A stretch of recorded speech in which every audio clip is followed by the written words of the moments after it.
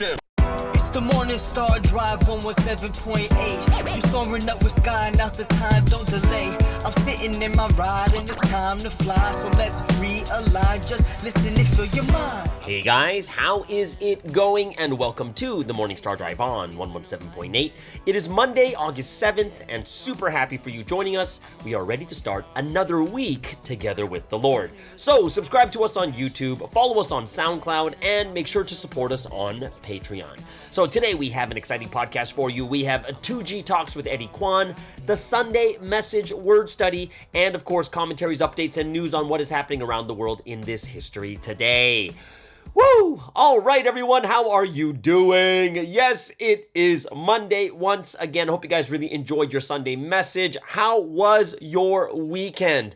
If you haven't yet, go ahead, leave a like and comment below to build our community. Really happy for everyone joining us each and every weekday on the Morning Star Drive. So let's get up, support each other each and every day. This week's message, I don't remember the preacher telling me the message, but it looks pretty similar to last week, like learn from me again, something along that line, right? It's very, very close to last week's message, but I didn't even get an official title for that. Is it learn from me again? Something like that, right? Learn only from me again? I think someone else was telling me about it, but during the service, I didn't actually get the title. But it's Monday, guys. How are you doing? It's the 7th of August. The first week is done. Yes. The first week of August is officially done, and I hope that all of us here had a wonderful first week of August, first service of August. There's a lot of firsts for all of us here in Vancouver, Canada. It is a long weekend, so Monday is British Columbia Day, so we get the day off here too. Not sure what I'm going to do, but most likely I would love to go out to barbecue. That would be kind of cool if it's possible, but not sure. What did you guys do? What did you guys do in the weekend? Put in the comment below. Love to hear what you guys did. For me, pretty quiet weekend. Chilling, cafe, lots of coffee, sports, church, just kind of the regular life stuff. Nothing like, oh my gosh, I did this or that. But there is something I realized about myself. Like I'm a super extroverted person. I think I'm an ESTJ. Is it EN? ENFJ? ESTJ? I forget what it was. But all I remember is people are telling me that I looked on the scale for the what's that called again? The Myers-Briggs. Is that what MBTI, right? And my extrovertedness is like at 93%. So it's pretty crazy. But I realized I need to socialize at least like once or twice a day. Like I need to talk to someone. So I didn't realize it. Well, I realized it the more and more I'm by myself. I just need time. Like I need my time alone. I'll go to a cafe, have coffee by myself, but I do need that time to connect with someone. And if I don't have that, I think I get a little bit antsy, maybe a little bit, not frustrated, but maybe popped up, feel stuffy if I don't get those words out. I don't know. That's just something I'm realizing about myself. Now, guys, I want to let you guys know something. I actually did watch Barbie. I watched it online. Okay, so I didn't go to the theaters for it. I watched it online. Barbie, they're going to hit $1 billion probably by this week. It's super, super popular. I watched it, and one of the reasons is 4 of us on the Man Cave decided to do a review on it. It's not going to happen this afternoon. No, not tomorrow. It's not going to be tomorrow. It's going to be next week's Man Cave is going to be the review on Barbie. Yeah. We're actually going to review it. 4 guys reviewing Barbie. Quite interesting. I watched it. And I'm not going to share too much of my thoughts on it because I feel like if I share too much on it, then, you're going to hear most of it on the Man Cave anyways for next week. But Abraham, as he was saying in the comment section, the beginning hour, like the first 45 minutes, whatever it was such a drag. Like I had a really hard time watching that first bit. It was a struggle. And I'm thinking maybe it's something that maybe girls would appreciate more. I think it's more connected to like girls and such. But I was, if I was in the theater, I might even walk out. Those first 45 minutes were just terrible for me. I'm just like, oh, please stop the suffering kind of thing, right? But Abraham kind of got it right. Probably the last 45 minutes to an hour was quite entertaining. Right? Like there's some parts in there really funny. Ryan Gosling, he's a hoot. Like he basically brings the comedy into the movie. I really, really enjoyed his part in the movie. right? Funny thing is, yeah, it's the funny thing. It's a girls' movie, but the guy has the part for me that it was really funny. But I'm not sure about the other girls there. The girls probably there's a message that comes out of it for the girls and such. But I'm not sure if the girls feel as much as I feel that Ryan Gosling was really good in the movie. Like, he played a good role for it, right? But, yeah. Bunch of us watched it from Man Cave, and you're going to see it next week's review. You know, one thing is for certain, which is 100%, 100,000% is, it is not better than Oppenheimer. It is not better than Oppenheimer. Like, they are a gazillion miles apart. Like, so far apart that I gave Oppenheimer like a 9.5, and Barbie, I'll give it like a 6.5. It just wasn't that good. Like, it wasn't really a good movie, right? It was more meaningful than I thought it would be, so that was a good surprise. It did create some good conversation in the man cave, which is a good surprise. But overall, I wouldn't even put it in my top 100 favorite movies. It's not that great. Yeah. Like, I would probably, yeah. It was, it's not bad, but it wasn't that good. And personally, just some parts that I didn't really like about it. Some parts I did. It just, it's kind of one of those mainstream movies. It's just kind of made for everyone. It's not like this great movie or anything like that. So, but I can see how it definitely relates more to girls and such. But definitely, like I said, it's not a great or good movie. I gave it a generous 6.5, meaning I really want to give it like a 5.5 or a 6, but I fear for my life that the coalition of girls on MSD would form and come against me. That's why I gave it a 6.5, but I'm just going to be super honest with you and transparent right now. 5.5 to 6, and I only said 6 to 6.5 because there's going to be something that's going to backlash, going to come after me. I'm going to get canceled inside Providence and stuff like that. So yeah, it was for me, I was just like, yeah.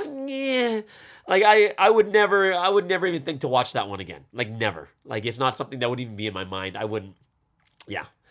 The only time I'd actually watch it is if my nieces wanted to watch it, or yeah, maybe even that might be tough because there might be better movies out. But yeah, it was, I'm not, on Rotten Tomatoes, 60% is is watchable, right? So I give it a 5.5 to 6. I'll say 6, so it's watchable. And I'm not going to say, it's $1 billion in revenue already in the first 4 weeks. So that tells you how popular it really is. So yeah, I saw it, guys. Yeah, I know a lot of guys are disappointed in me that I actually watched it, but I'm telling you guys right now, it was for the sake of the man cave. And on top of it, a lot of people were giving me some good reviews, and like I said, finally there was a guy that Abraham gave me a review on it too. Other people tried really hard, like saying, "Hey, look at this person. They liked it too. This, and this." I was like, "Oh, okay." But yeah, overall, it was entertaining. The last 45 minutes of it. So I was at least entertained for about less than half the movie. Yeah.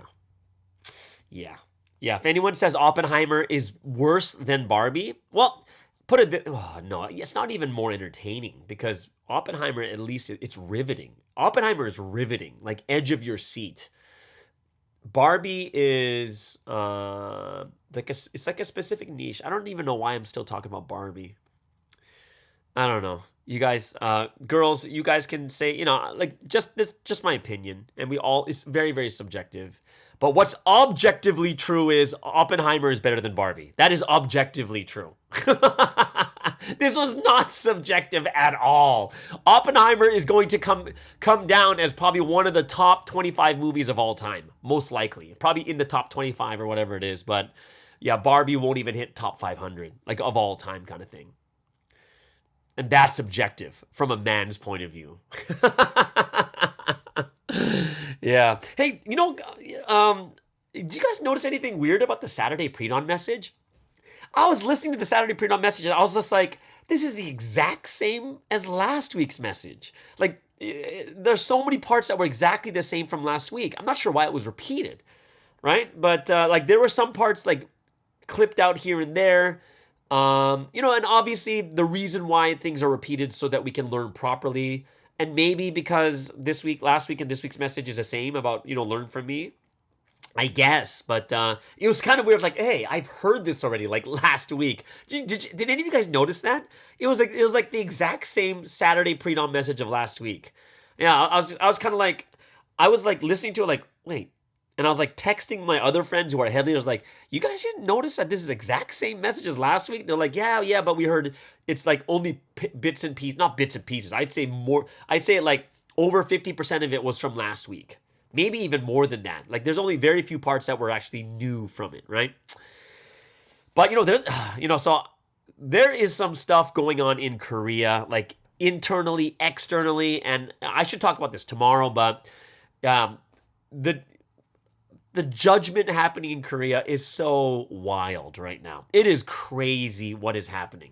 Like I first saw in the news, like there's stabbings going on. Like some people going into like the subway stations and just randomly attacking people and stabbing them. I know that one person died already from attack from last Thursday. 23-year-old dude. 23-year-old.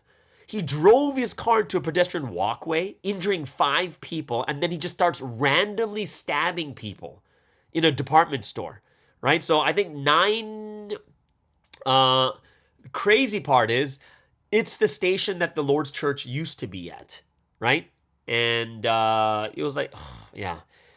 And one of them has died already. So this is not the first time, because this is following another stabbing made by a man against a high school teacher in Daejeon, and that was on Friday morning the week before. And yeah, like that's pretty crazy because they don't even know what the motive is behind this also. So there's another one, and both cases came just weeks after another deadly stabbing in Sillimdong, like that's also in Seoul, and that was on July 21st. And that led to a flurry of calls for like more punishment against heinous crimes and stronger security. So like people are afraid in Korea right now to even go out.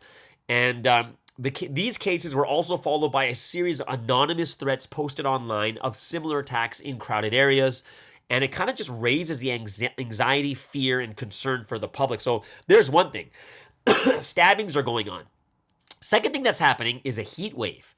So South Korea has raised the heat alert to its highest. And so this hot weather warning is the highest level for the first time in 4 years. And the temperatures are over 38 degrees Celsius, which is over 100 degrees Fahrenheit.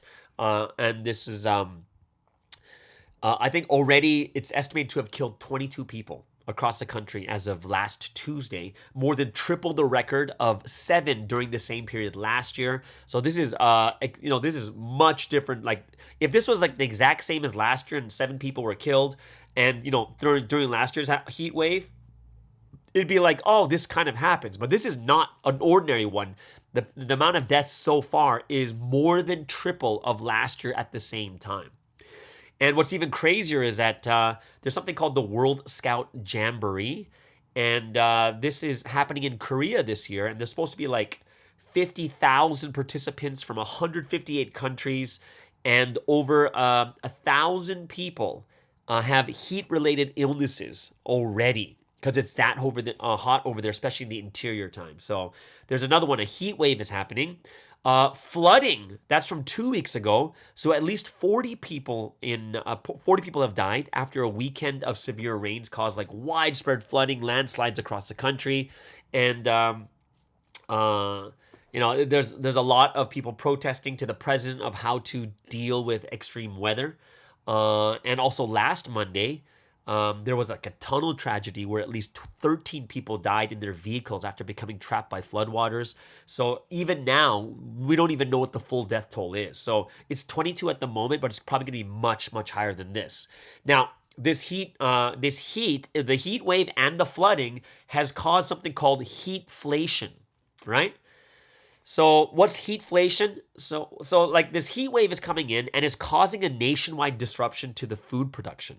So now prices are surging, and basically it can push the country towards inflation again. And according to, they say the price of like 10 kilograms of cabbage, right? So this is really important in Korea because it's like sometimes I think they make kimchi out of this too, has surged by 118.4%, right? from a month ago. So it went up 118%. And like other vegetables that Koreans usually consume, like radishes, green onions, have also increased by 128%. Like, so radish, that's for like kimchi and stuff, that's 128%. Onions went up 56%.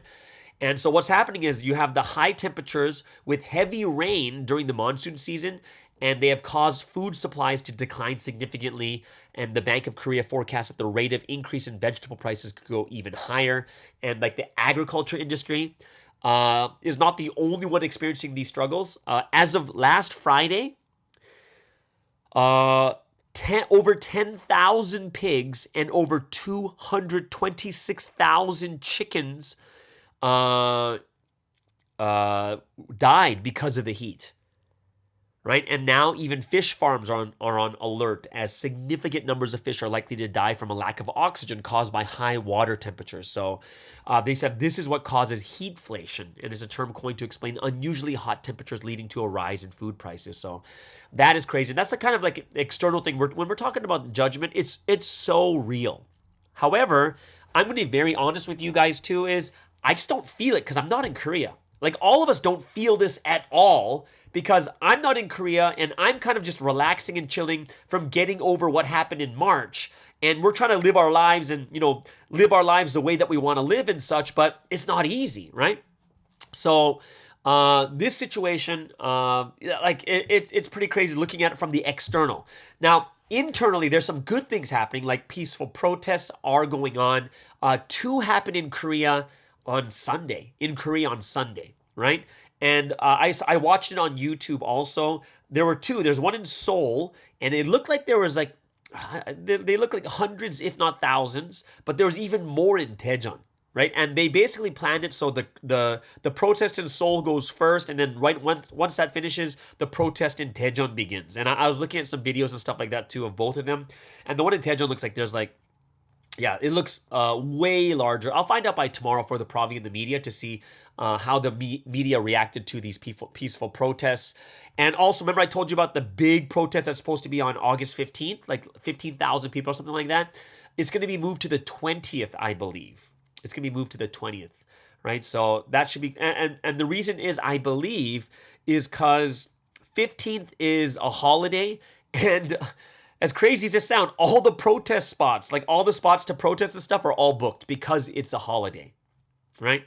So I'm sure they're being used for events and stuff like that too. So they couldn't find a place big enough, so it'll be moved to the Sunday after, or the following Sunday on the 20th. So that's when you're going to see that huge event happen. That's when I really want to take a look at and see how amazing that event is, right? Like, okay, so there's like some internal stuff now.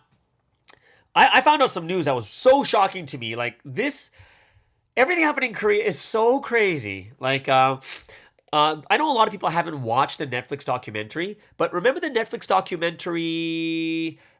There is kind of this chubby guy who's speaking against Sunstein, and he's talking especially about the time he's one of the people that was helping with getting Sunstein during the time when, it shows the video of him in the mosquito net in Hong Kong. That guy died last month. Yeah, it's been confirmed. He died last month. I was so shocked by it. I was kind of getting chills too. Like, I believe he went to have some surgery, and then after the surgery, there were complications with his heart, I guess, and then he passed away last month. So that's just like a few weeks ago, right? That person who's been, I think he used to be a member. I believe he used to be a member, and he's been like coming against Providence for a long time. And just recently, within the last couple of weeks, he passed away from heart complications from some surgery that happened. So with all the messages coming out and such, like, that sent chills down my spine. I'm like, what? That is nuts. Like, even that, I'm just like, wow.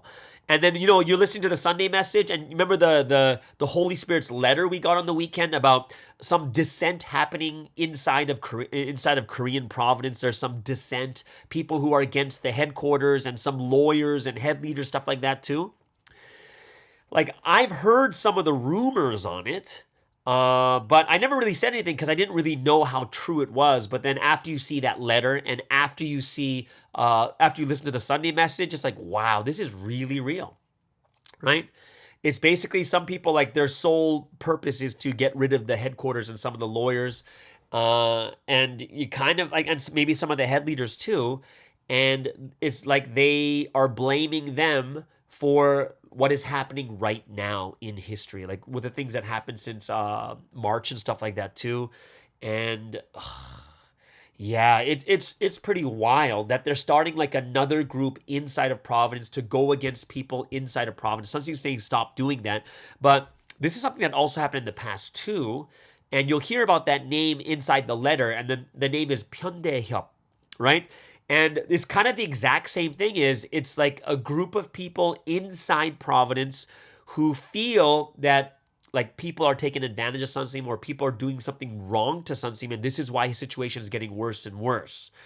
And basically, one thing is, I do think that I'm hoping, and I do think that they have right intentions. The actions I may not agree with, but I'm assuming they have the right intentions, and they're very zealous for this history. But yeah, it's not. It's definitely never right to just start a new group inside this history. Like, I think that's not a good thing, right? And they're basically feeling that something ominous is happening behind the scenes. They're trying to fight it, just like Pyeondaehyop too. They were against, like, when AJ first came out, they were against her too, and there was other things that they felt was so wrong, right? And the same thing is happening as way back then, this group that came out against some people inside Providence, saying that, like, Pastor Joan was making the word by herself and stuff like that too. And Sunseem had to meet them, or he would write it in a letter because it got to that extent, right? And that's what's happened right now. Is it's gotten to the point, it's come out, and now Sunseem has to write a letter. There's the Holy Spirit's letter, and then now in the Sunday message, he's telling them to stop. So yeah, it's pretty wild. The judgment is external and internal, and I didn't know how bad it was until I talked to a friend recently. And I was talking to a friend I haven't talked to a while in Korea, and I'm coming from the perspective and point of view of someone in the foreign countries, right? And when I texted this person, I was kind of shocked by their reaction, the conversation they had with me. And it's not because they're wrong. It's just that I didn't realize how different it is in the foreign countries compared to Korea. Like, I talked to them and I was like, hey, how's it going? And they're like, the first question, it wasn't even hi. It was, are you still in Provi? I was like, what? In my head, I was like, that's not a greeting. And I was like, yeah, I'm still in Providence. Why? Did you hear anything? Like, I wasn't in Providence? Did you hear any rumors? And they're like, I don't listen to rumors. I'm like, oh, okay. Yeah. I was like, all right. And for me, it was very, very defensive conversation on their side. And it wasn't that they were wrong. It was just more of, I'm just not realizing how bad it is in Korea, right? Like, they'll say, later they're like, oh, we have to center on the word now. We have to make the Lord our head at this time. I'm just like, okay. Oh, AJ was wrong for this. And I was just like, wow, it's like a complete turnaround. Complete. Like, the last time I talked to this person was probably in either March or April, and completely different person. So I'm not saying this is they're not wrong at all, right? I was just taken aback, and it was just so awkward for me. Like, we were friends, or we are still friends. But in my head, I was like, wow, it must be that crazy. It really, really must be that crazy in Korea, right? Like, the person almost seemed paranoid. And, one of the things for us, and I think it's an advantage. It's almost like the same thing of me being in Malaysia during March when all the craziness happened. I'm in a very non-aggressive and it's not a place where things are going crazy, right? And, we're a lot more reasonable and less emotional about it too, because we don't have anything in our face. But in Korea, I can't imagine how intense it is, right? It's got to be hard. It's hard for me. It was hard for me to really grasp why a person would talk to me like that if we're friends and such. But I give the benefit of the doubt, and I realize, maybe it's just because it's yeah, it's that difficult at this moment, right? And that's kind of the only reason I had. And, I have no judgments against it. I just realized that, wow, like it's kind of a blessing to be in a place where things are very, very settled and chill. We can be very reasonable and rational, and we can really get our hearts and minds thinking very clearly of what is true and what is real. So that's something that I looked at and said, that's interesting kind of thing, right? So that was something that I looked at and said, okay, that is something that I very much respect, and it makes me feel like we really, really need to pray for Korea a lot also. And it's gotten to the point they're doing these peaceful protests, right? These demonstrations in Korea, and you have thousands of people going out, and I really, really hope that this will cause a differing point of view in the public opinion of how they see Providence and how they see Sunstein too. Oh, one last thing. So I was, I've been doing a lot of research, before with like Massimo Introvigne and stuff like that. And he studies like new religious movements, which is another word, like it's the better word for cult. Basically, he says, a lot of these are not cults. Cults have such a negative connotation to it, but an NRM or a new religious movement basically just means like, yeah, it's just a new religion. It's a new belief. It's a new faith, right? And they're going to be put down at least in the beginning, right? And I was reading once again, thinking about what was, it was talking about when does an NRM, when does a new religious movement transition into a mainstream religion or an acceptable religion? When does it actually become a religion and no longer new, like a new religious movement? And as I was reading it, it's all about the second gen, right? Second, third, fourth gen. And this is the thing that makes me a little bit worried, right? So a new religious movement is one of the characteristics, a major characteristic of a new religious movement is defined by the majority of the people who are in the church. Okay? So if the majority of the people coming to church are conversions, then it's still a new religious movement. Now, what does that mean? It means like exactly what we do. We go out on campus, we go meet people, and we go evangelize, which means the majority of people that are being evangelized are like they're conversions, right? They're conversions. People we meet and we convert them into our religion, right? Now, when is the moment that new religious movement, when can Providence become something mainstream, is when the majority of people coming to church are born into the religion. Then it becomes mainstream. So what's the biggest difference? It's about second, third, fourth gen. Like that is the big thing. How many are being born into this faith? And that makes me very, very concerned because of the current situation where we just don't have enough guys and stuff like that too, which means we're not going to have enough babies, not going to have enough second gen, third gen, whatever it is. And if we don't have enough second, third gen, what's going to happen? It means that it's going to take even longer for us to transition from a new religious movement to into acceptable or mainstream religion, right? Because if you think about this, look at like Jehovah's Witnesses, look at the Mormon Church, and they were considered cults in the past, but now it's like so common and so normal is they've transitioned into a mainstream religion. Everyone knows about them, but on top of it, there's more people being born into the church. It's self-sustainable more than people being converted into it. And that made me realize how important the next generation of couples and the next generation of children that come from the couples are. And it really, really made me think deeply. It's like, wow. Like, I remember one of the stats that we saw in Korea was, I believe it was like the 5th blessing in Korea.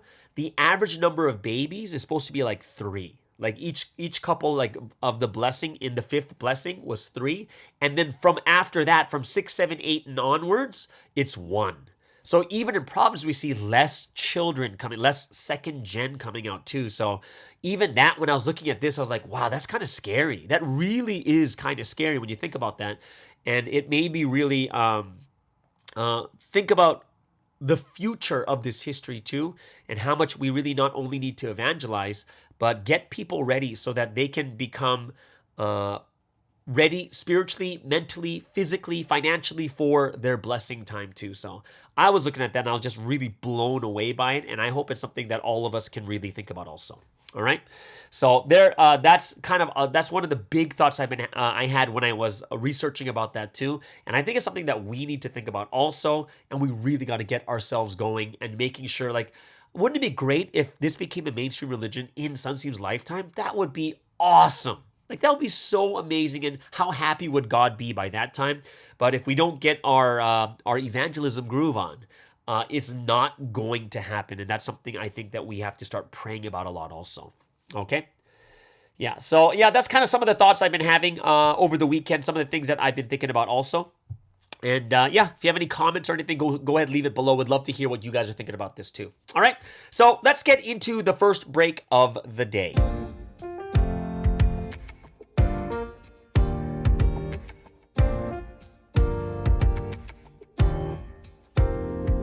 Through all the wind and the trials, still we never did break. It really wasn't very easy to put trust in that state. So even though our castles in the sand tumbled down, but all our tears streamed down together to cement the foundation. The tears would out continuously every single day, and I wouldn't hold it back because I got through so much pain. Now I stand and shake the dust off as I cling onto your Lord who's right before me. Oh Lord, you'll always be the only answer. I don't sit here wishing happiness will come round.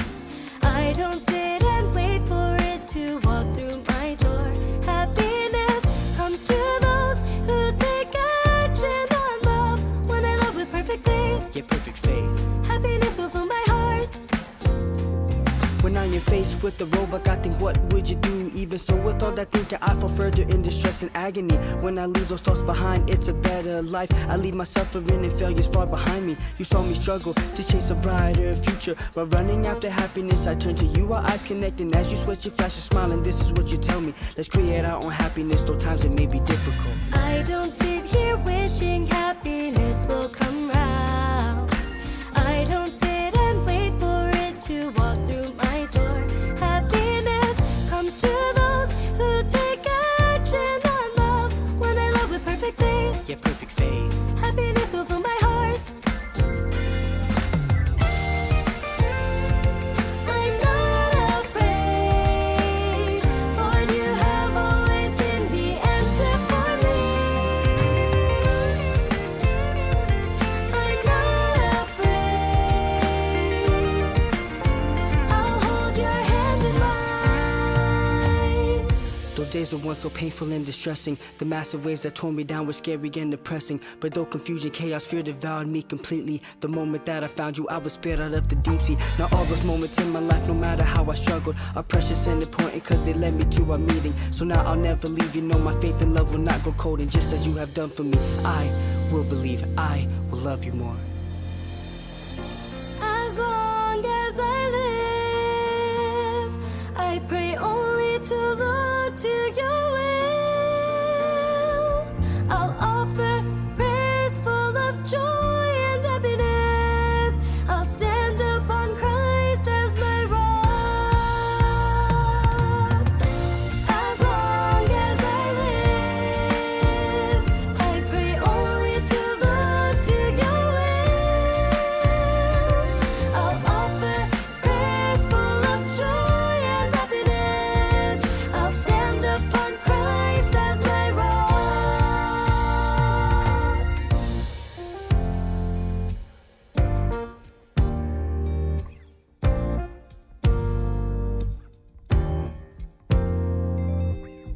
Love's always patient and kind. Love is always full of trust. Love is always full of hope. And love always perseveres. Love's always patient and kind. Love is always full of trust. Love is always full of hope. And through love we'll persevere here together. All right, so let's get into today's word study. And every Monday we have the Sunday message word study. And wow, this week's Sunday message, it was, I think, was it last week or the week before that was just like so shimjung filled. This one is, yeah, like I've been saying over the last month, the messages coming out now are very direct and very clear. And it's something that I do think, especially looking at the situation that's happening right now, it feels like because, like we talked before in the first segment, that there's all these things happening inside of Providence too. I think that's the one that hurts Sunseam the most. Because think about this. You're never going to hear anything directly about, say, AJ and stuff, what happened before. And it's kind of like, oh, this happened here, and we have to be strong. We've got to make sure our faith is like this. But he's not going out and saying, oh, this is bad, she's this, she's that. You'll never hear that, right? Sunseam loves her way too much. And it's kind of like something where it's people leaving or going outside. But what's happening right now, and I think this is the one that's the most dangerous, is like how the Bible says a kingdom divided against itself will crumble. And this is a very serious thing that's happening right now. And you could tell how serious it is by the content of this week's message, right? Just looking at the content, you're like, whoa, okay, this is so serious. That Sunseam is very direct, very clear on saying, like Jesus is straight up like, I will not tolerate this. Right? That's what Sunseam's the one trying to be nice. Like, all right, Jesus is like straight up, no, do not let this go. Right? I will not, do not tolerate this thing happening right now. Because, if it's something like what happened in March is basically like there's a splitting.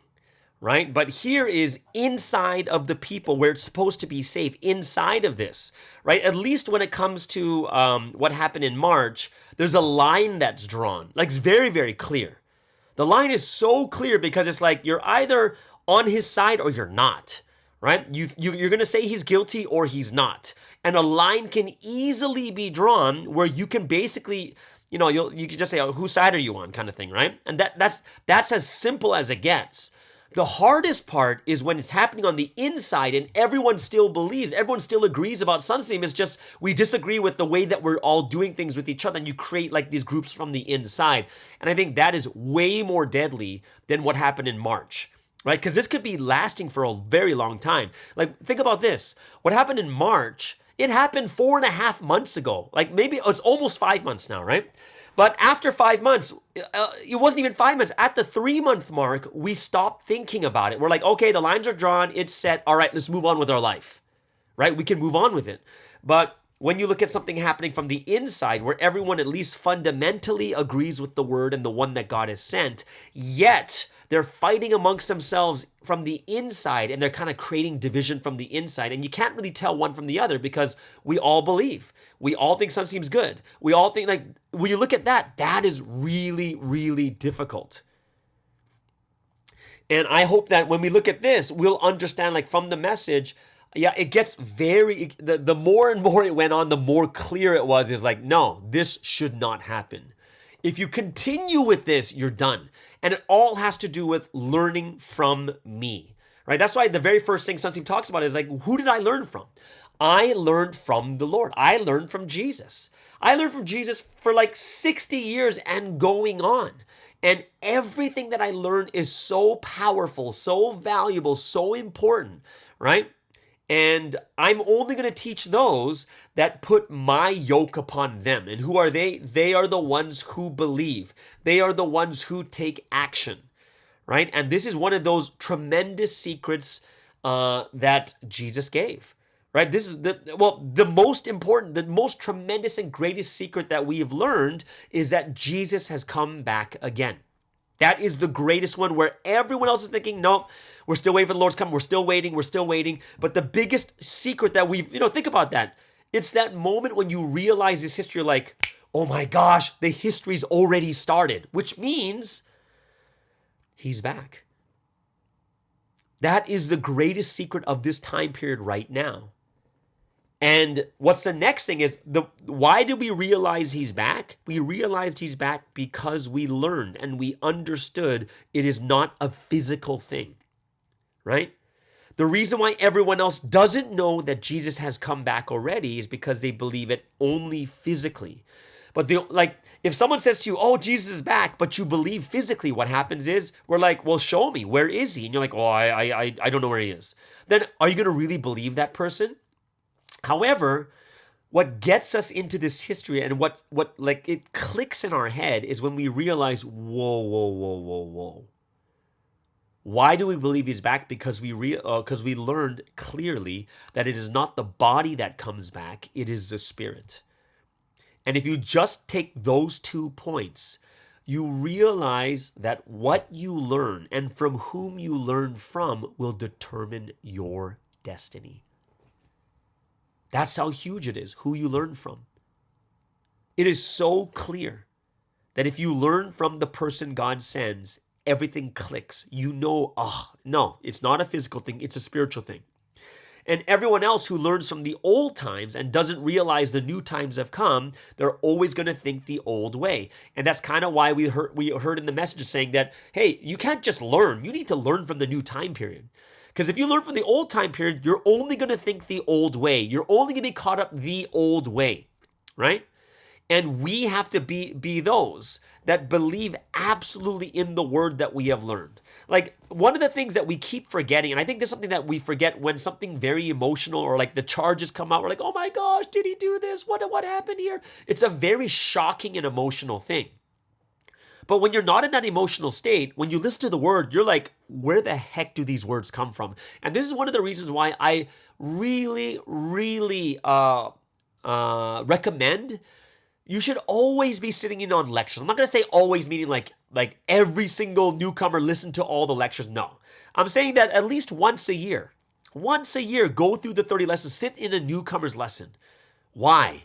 Because it reminds you like, oh, I remember how powerful this is. And one thing that I love about listening to, sitting in on newcomers or teaching newcomers is when they testify, they're like, where does this come from? And whoever this is, they have to be it. And they're going to be people, like, they're going to be the newest people, the ones that realize and have that the freshest feeling of how powerful the word is. They're the ones going to be going, not us. They're the ones saying, look, if Jesus gave this word to him, there is no way this guy did any of those things that they said. He's being persecuted just like Jesus was back in those days. It's only the people where our hearts grow stale. It's when our hearts forget how great the word is. When we forget, like, the word is so powerful. Think about this. Heaven and earth may pass, but my words will never pass. That's Matthew 24, verse 35, I think. Is it 32 or 35? But it's like heaven and earth will pass, but my words will still remain, right? The words are going to be what's left over. And when people listen to that, they're going to be like, that's it, right? And through those words, for the last 2,000 years, everyone's believed in Jesus. And if anyone says anything bad about Jesus, they're not going to believe it. They're like, whatever, right? I've heard the word. I've heard the gospel. I believe. I received the Holy Spirit. They are that confident and they are that convicted, just never seeing Jesus. But when they hear the word, they are that convicted, right? And in the same way, too, the hard part about us is the same thing that, well, Sunstein talked about this during the John the Baptist lecture. And he said the hardest part about living at the same time when he's living is because you get to see what he looks like. You get to see the human aspects. You get, like, when Sunstein went to Japan for one of the first times, Sunstein went to the bathroom and there was another member already in the bathroom. And then imagine you're taking a pee and then, Sunstein comes next to you and he's peeing with you. And as crazy and weird as this sounds, guys, I know we're not that weird anymore. The person stumbled. They were tested seeing Sunstein pee. They were tested by that, right? Because they look at the human body in such a way their expectations is like, it's God.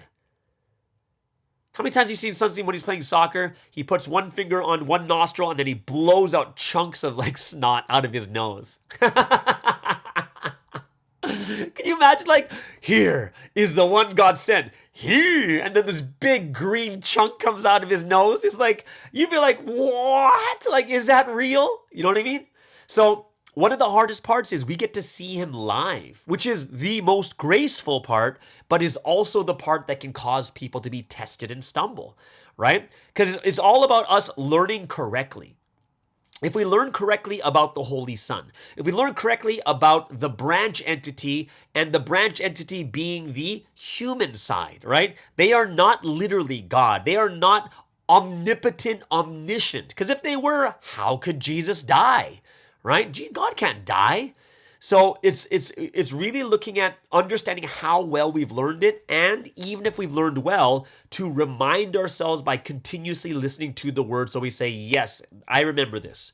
I remember this, and this is why I cannot think any further than this too. See, the more we learn and the more we learn correctly, the more our thoughts become stronger, our convictions become stronger, our mentality becomes stronger, and we become unshakable. Right? Think about this. Sunsim is like, even Sunsim is like talking to Jesus. He's like, oh, okay, I want to tolerate these people. And Jesus is like, no. Jesus found fault in Sunsim and says, why would you tolerate people? If you leave them alone, they will hunt the lives and deceive others. Right? The people that find fault in me. If you let them go, then you're wrong. God is going to separate. Now, it's not saying to us to go hunt these people down or anything else like that, but it's to understand, to discern really well. How do we treat these people? Does that mean we go, are we going to, like find out where they are? We're going to dox them and do all these, like say all these bad things about, no, we're not going to say those types of things. But we need to be able to separate. We can't just sit there and say that, oh, well, let's just be really nice people and love our enemies and just let them run rampant all throughout all of our churches. No, we have to separate properly. And this is something that we're looking at. It's like, yeah, this is the guidance we are getting. And once we get this guidance, we're able to do things better. Right? Does that mean that in the past we did it wrong? No. We're learning it now. So from this point on, we treat people how they should be treated. Which doesn't mean, remember, we're not being mean, we're not hating, we're not going to be violent physically, mentally, or spiritually. It's more of we need to draw the lines, right? We got to draw the lines. So what's going to eventually happen is, and we have to understand this really well, is we don't want more people being affected. We want more people thinking that there's fault and stuff. Like Sunsim has all these faults in him. We have to be better. Right? We have to be better. We have to do things wisely. We have to do things with good reason and rationale. Because eventually, whatever's rotting, if it continues to rot, it begins to spread to the other apples and to the other trees. And you have to cut them out. And that's eventually what God does. Eventually, right?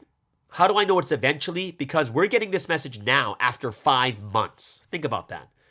If it was like, oh, you're rotting, it could have been on March 14th, the day after that message came out. But no, it took about 5 months.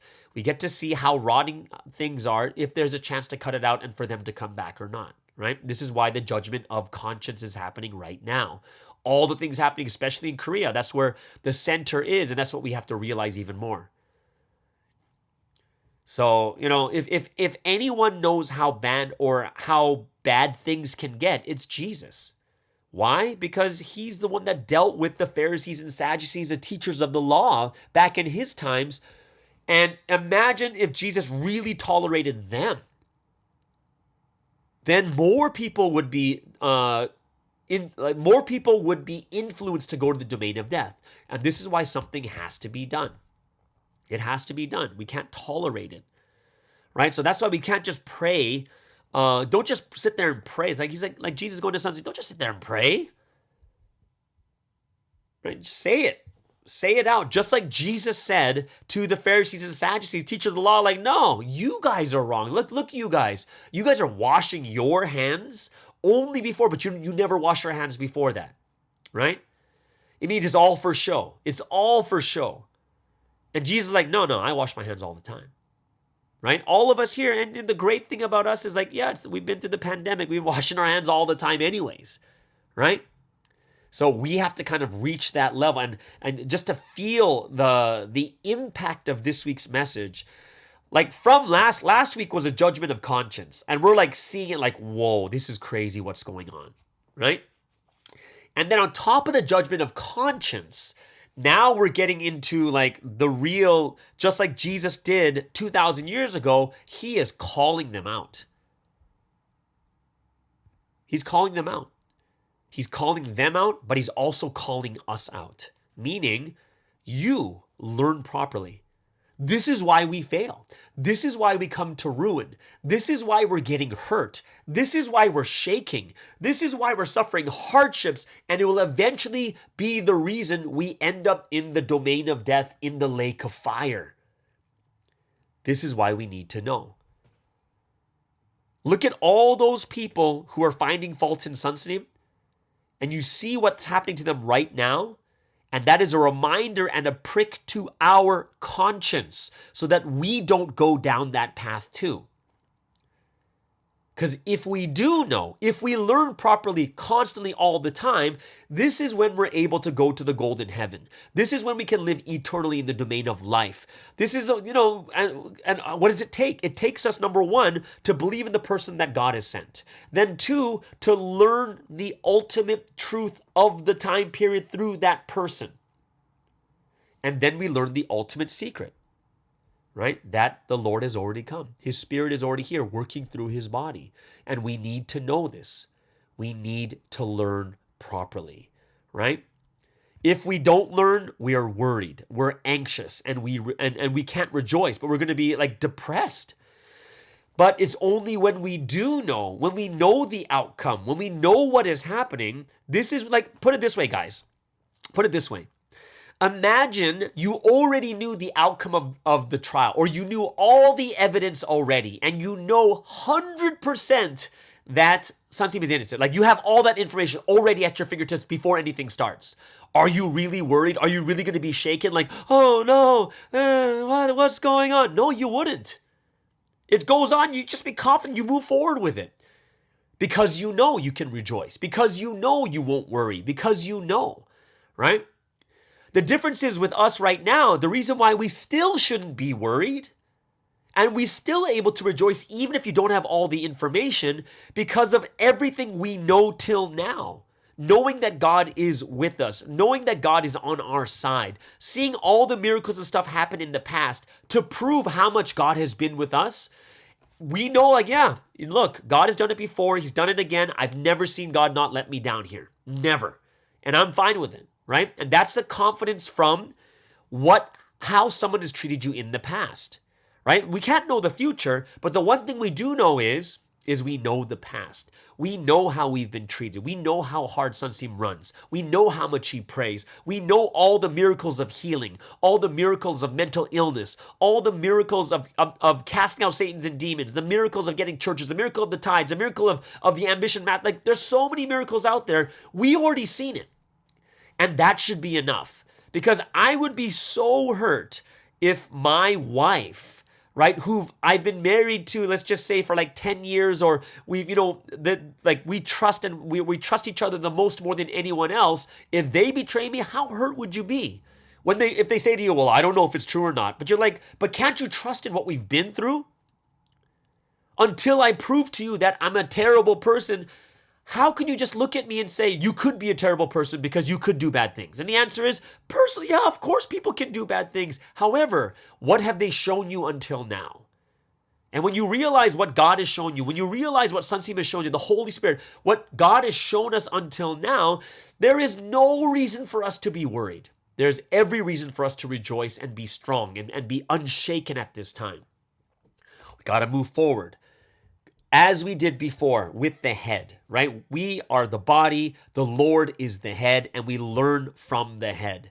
The body doesn't think, the body follows. It is the head that thinks. It's the head that reasons. It's the head that is rationalizing things.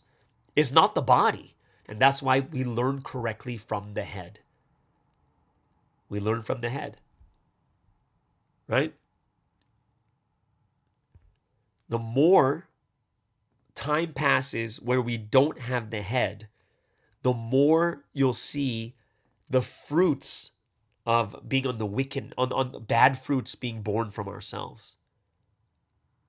The more the time passes, the more we become weeds. But if we connect and we make the Lord our head, the more the time passes, the more fruit, the fruits of faithfulness, the fruits of righteousness, the fruits of the Spirit will be born in what we do. In the end, the weeds are always pulled out and the fruits are taken into the house. And what Sunstein said is each person is a fruit or grain in the church. Look at each and every one of them and you'll see by their fruit. And one thing that we can't do is you can't look at people because you're attached to them or you're friends with them and think everything's okay. Why? Because it's not. It's not okay. People aren't okay. Look at how they're living. Look at their spiritual life and you can see their fruit. I'm not going to say this is the 100% sign, but this is a sure, this is one of these big signs. If they're not praying, they're not going to pray on stuff like that too, you know there's a problem. Why? Because that's where you connect with God. That's where you receive the inspiration. That's where you listen to the words in the morning. See the signs, see the fruits, see how they act, see the things that they say. Right? A big point that I liked was also that we should be taught the word after being made into a human being. And this, because people aren't being made first, what happens? This is why there's so many problems even inside Providence. So much ambition, so much greed. This is where Sunseem's talking about these new groups forming inside, right? Then not on top of this, they pass judgment on the man of mission. They try to become the head. They act like they're higher than God. It's the hubris of man. They gather people together and ask to be the leader of that group. Why? What's the point of forming your own group in this history? It doesn't. A lot of this doesn't make any sense. If we have a head, then we do things, according to the head. But if all of a sudden you believe in the head, but then you find fault and then you start forming your own group, then you should just completely be separated. You shouldn't be forming a group inside here. It is Satan that separates, right? It's separating inside of ourselves. If the good can't separate amongst ourselves. It kind of reminds me of that James chapter 2. It says, oh, you believe in God? So do the ghosts and demons. They know too. They know even better than everyone here. But at this moment, Sunseem's saying people are testifying about themselves, that I'm a pastor, I'm an elder, and they start passing judgment on the person that is sent. And this is something that we really need to repent, not only for ourselves, but for things happening inside the church. Yes, it shouldn't be happening inside. However, we should still pray for it. These are our brothers and sisters. These are our brothers and sisters. So I hope it's something that all of us will learn really, really deeply. And, it adds to the third week. We're going to start the third week of the prayer. We're starting the third week of the prayer condition right now, which means that after this week, it's already going to be 21 days, which is great. We're going strong, right? We're going really strong on this too. So I hope that all of us will realize to that extent. I think one of the later points, one of the last points that I'm bringing up is, who would Jesus send on his behalf? Who would Jesus send as his body? It is someone that knows him, really knows him, knows his shimjung, knows his heart, knows what he's thinking, know what's the best thing to do. Jesus is not going to send someone who doesn't know about him. You can't preach through a body through someone who doesn't know. Why? Because it's just frustrating. They're not going to do the things that you want to do. So we have to realize through the one sent, this is the best place to learn about God. It is the best place to learn about Jesus. And why can he teach about Jesus? Because Jesus is the one that taught him. Absolutely. So I hope that we will be those that can understand this week's message really deeply. Another point that I thought was really powerful was do not deliver the word too late. And let's talk about newcomers and stuff too, right? There are lives that are waiting. But if they don't hear the word and you're too late with the word, they'll go somewhere else. So preach to them as the body of heaven. It's going to happen like this for 1,000 years. But there's people with that small window of time. You just got to preach to them, right? We got to preach to them. So, yeah. And there's that big question. Who must the king teach to be satisfied, right? And this is one of the questions he's like, I want you guys to pray about and give me an answer. Who must the king teach to be satisfied? And I had a couple thoughts in my head, like looking at the message above, right? It's the person that knows him, right? The person who knows his Shimjung, and the person who knows him, loves him, and takes action with him, kind of thing. But he says, learn from me again. Learn from me again. Because if you learn wrong, you cannot answer correctly, right? Pray and see what answer you will get, right? So yeah, write your answers down. Who must the king teach to be satisfied, right? So, a lot of words come to mind like love, Shimjung, knowing, like these types of things come out here too. Taking action on the word, believing in the one that God has sent, whatever it is, right? So, we don't know the exact context of what he's talking about, but I hope you guys can write, we can start a thread on what we think that means. Who must a king teach to be satisfied, right? Who must a king teach to be absolutely satisfied, right? Yeah. Man. There's just so much about these people that are coming against Sunseem right now. Sunseem said, no matter what anyone says, don't be shaken. People are wrestling to control providence for themselves. But you cannot ascend to glory without drinking the bitter cup. And I think, has anyone drank the more bitter cup than Sunseem? And it's basically what he's saying. It's like, it's not about spreading popular opinions. It's not about baseless rumors. And I'm like, amen. That's what's most important. Yeah. So, yeah, the tribulation has been strong and hard, and a lot of people have changed, right? People who used to be so fiery, people who were leaders and pastors, and they've changed, right? So basically they've forsook the one that saved them, and they're now following a traitor instead. So that's something that I do think we have to... it's a heavy message, and Sunseem's God is very clear right now in what he's saying. So I hope that all of us too will really, really repent for the situation happening, and I hope we can center properly on what we should be doing. Okay? Yeah. Whew. Yeah, it's heavy. All right. So let's learn from him again. Learn correctly, realize again, and let's fix all our bad habits too. All right? So there it is, guys. That is the word study for today. Hope you guys really enjoyed that. I am thoroughly enjoying these last 4 or 5 weeks of messages. Very clear, very straightforward. But I hope that we can pray for those that, hopefully some of these people can come back and avoid the judgment too. I'm really, really hoping. Okay? So there it is, guys. That is the end of the word study. If you have any quick comments or anything else, not quick, but anything you want to add, go ahead and put it in the comments below. We'd love to hear what you guys are thinking about it too. All right? So let's get into the second break of the day.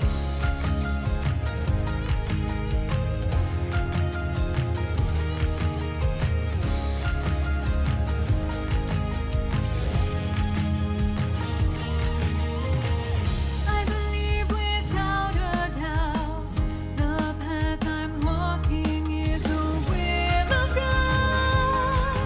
He's by my side. I believe without a doubt the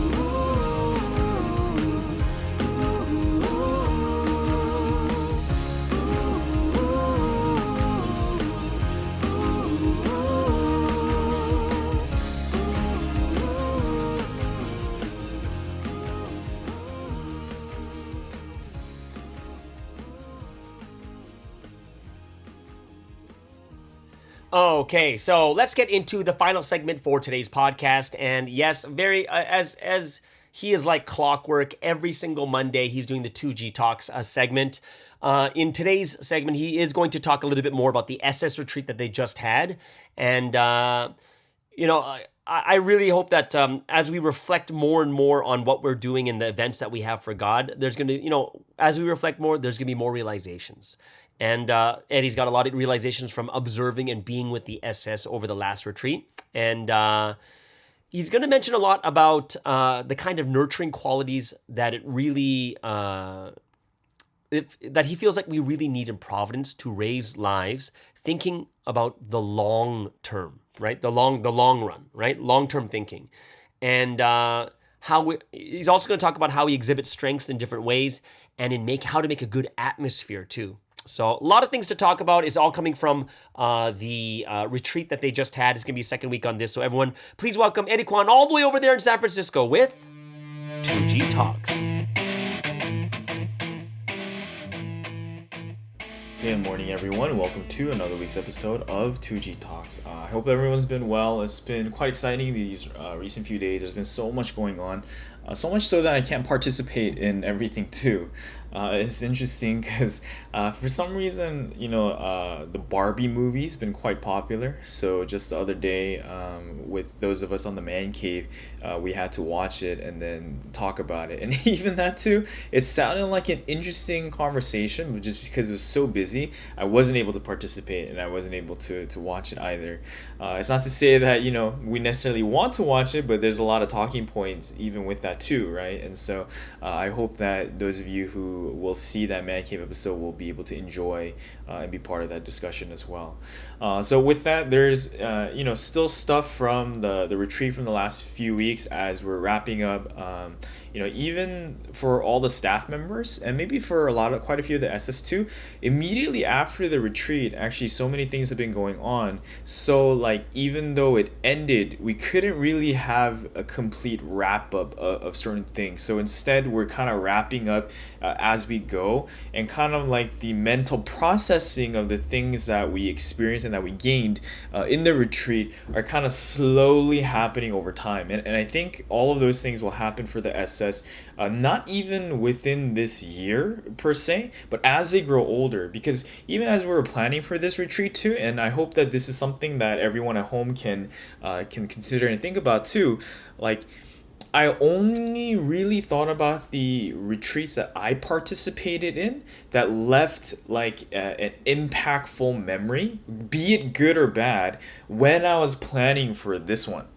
Right, so I don't go throughout my days always thinking about this retreat was so impactful and this happened and that happened, but when I needed to recall it, in planning for this, I was like, oh, okay, this would be good or this would be bad to have in this retreat too.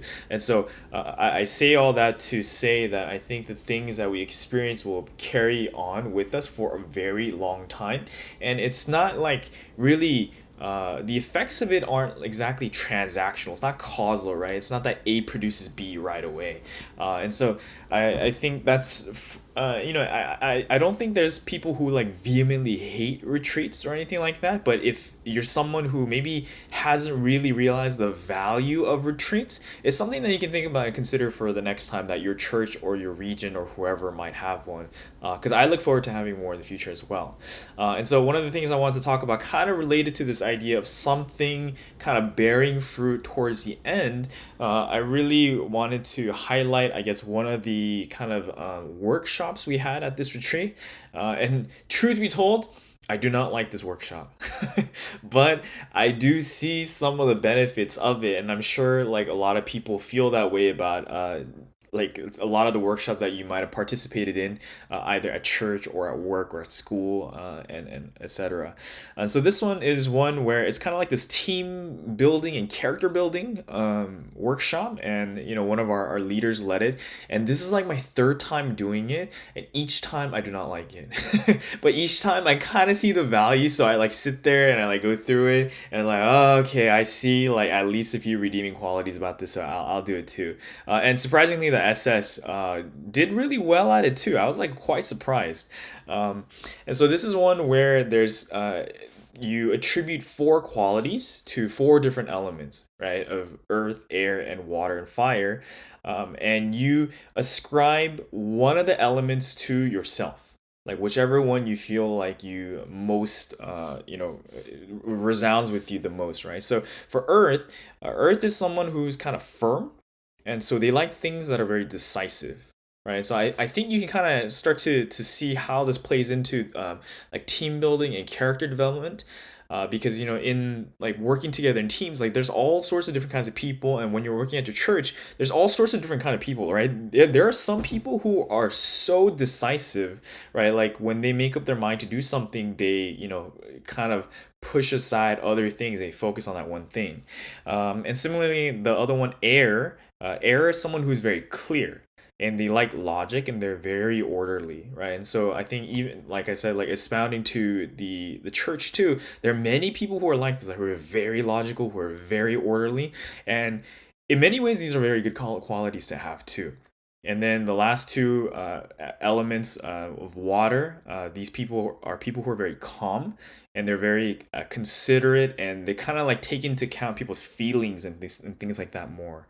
And fire is kind of an interesting one. Fire is full of, it's as you can easily tell about fire, it's very bright, right? And so there's spontaneity and there's possibilities, right? These are like fire starters, if you will, like in your church.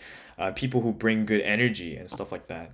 And I think, when I was really thinking about this, when I was doing this exercise, when I thought carefully about myself, I think more and more as time goes by, and this has been true the last few times I took it too, I've always ascribed myself as water.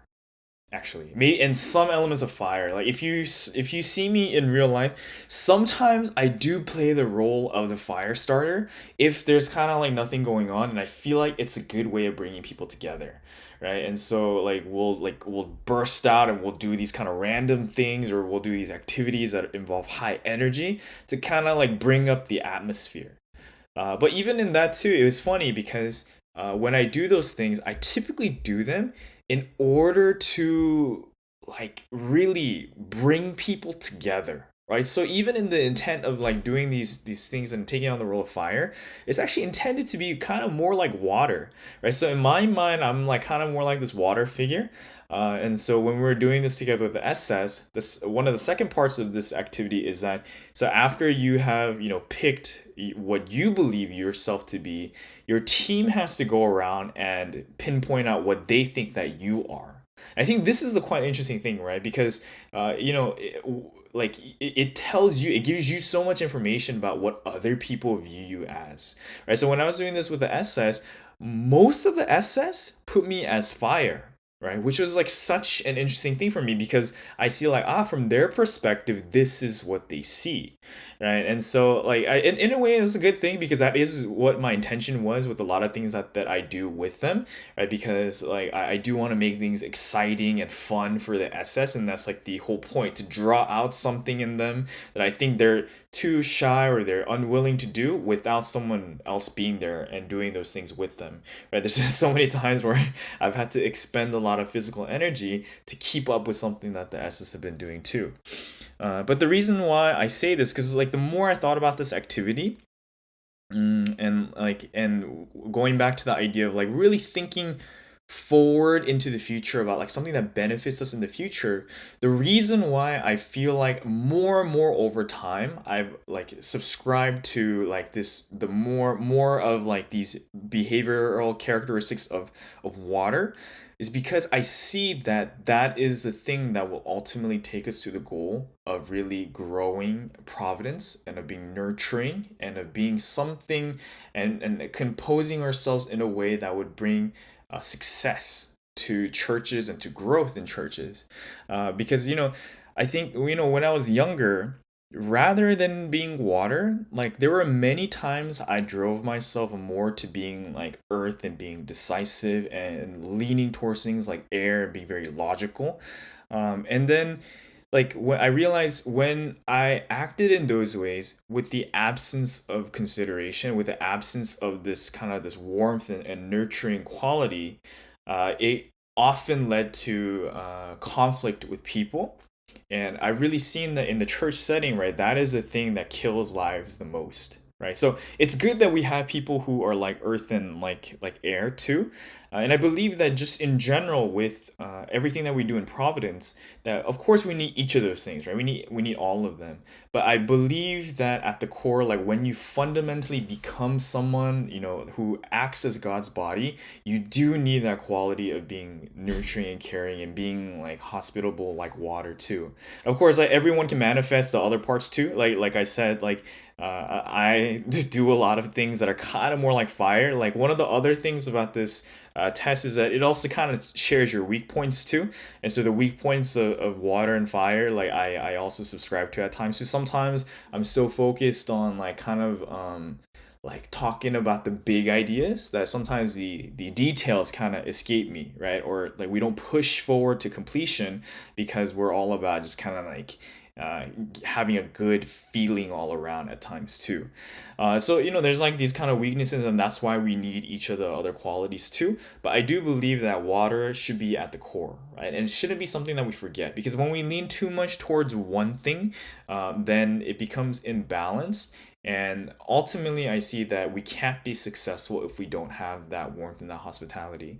And so I really hope that, this is something that you guys can take away too. Like, because really, like, everything that we do, we have to think like 10 years into the future, right? And 100 years into the future. And we are people who, from the very beginning, as something has mentioned, and as a Trinity I mentioned, from the beginning of this Providence history, we've been thinking about the next 1,000 years and about how to make history in such a way. And so for me, when I look at the SS, when I look at people who are coming, when I look at new lives, and when we look at new leaders and ourselves too, like I really believe that we have to raise people in this way too. All of these other qualities of earth, of fire, and of air, these are all things that according to their individuality and their uniqueness, they should foster and develop. But the warmth and the love and the care that comes from taking care of lives, of evangelizing, those kind of things, even about evangelizing ourselves, those are things that I believe that the Trinity have always and often talked about. And it's something that is absolutely essential to making history on any level. And so this is something that I hope to give and instill into the SS. And it often doesn't happen by like telling them directly, but sometimes you have to as well. As a final note, I had an interesting discussion with my friend yesterday. Like one of my friends, he's in medical school, and he has to determine what he's gonna specialize in going forward. And recently he's got into his head that he wants to be a psychiatrist. And I don't know God's will for him. I don't know what the future holds for him and such too. But one thing I do know about this person is that he has a terrible read of people's personalities and characteristics, right? He's really good at dealing with like if you tell him something, he will take that at face value, right? But then when you're dealing with people who are complicated and people's complex problems, it's often hard to tell, like from the outside looking in, like what's going on in that person's head and what's going on in their life, and like how to help them and how to address those kind of things. And so when he said he wanted to be a psychiatrist, I was like, dude. Like I was thinking to myself, like, wow, he doesn't really know people that well. And so when I was like thinking about that, I was like, wow, like we really have to know people's characteristics well, and we have to understand ourselves well, and we have to understand like how that we can like kind of get to people, not in like an external way where we're dealing with things like explicitly just as they say, but also really good at being able to see what's underneath. And sometimes I think not all of us are really good at that. And many times, even if you think that you're good at that, you make mistakes, like reading people's characters. Like we misunderstand people all the time. And so one thing that I've been trying to do recently is to really pray, because I think something has been talking a lot in the message recently about utilizing your soul and your spirit to check, right? To check for the things that you can't see. Because the more that I grow older, the more I see that there's so many things that I can't see with just my body, right? And if I want to check things in granular detail, it takes so much work to be able to really understand everything clearly. And so I see that there's so much more power and strength in being able to use our spiritual and our soul level capacity. And so I hope that this is something that everyone can foster as well, right? If this is something that you struggle to do, in particular with reading people's character, that we can really pray that our soul and our spirit can go check them out, and that the Holy Spirit will inspire us, and that God will be with us in learning how to deal with people like this too. So with this, I hope that there's something in this segment today that you will take away that will, like, once again, it doesn't have to necessarily hit you right away, but that it'll embed that seed in you, that it'll grow into a grand tree in the future that will bear fruit in some way in your life. So with this, we'll conclude today's episode of 2G Talks. I'll see you guys next week. Catch you guys later. And thank you so much, Eddie, for another wonderful episode of 2G Talks. A lot of insight, especially coming from that SS retreat, and something that I believe that all of us have to really get our hearts and minds thinking more deeply about, and what we need to change in order to organize, create atmospheres, take care and nurture these SS and each other to creating a great environment. So I really hope that everyone listen more, put your comments in, ask more questions, and I know that Eddie will also be answering those for you too. Okay, so there it is, guys. That is the end of today's Monday podcast. Have an amazing and awesome day, and we'll see you guys again tomorrow on the Morning Star Drive on 117.8. It's the Morning Star Drive 117.8. You soaring up with sky, now's the time, don't delay. I'm sitting in my ride and it's time to fly. So let's realign, just listen and feel your mind. I'm burning with desire and the passion. Nobody can stop me when I'm like this.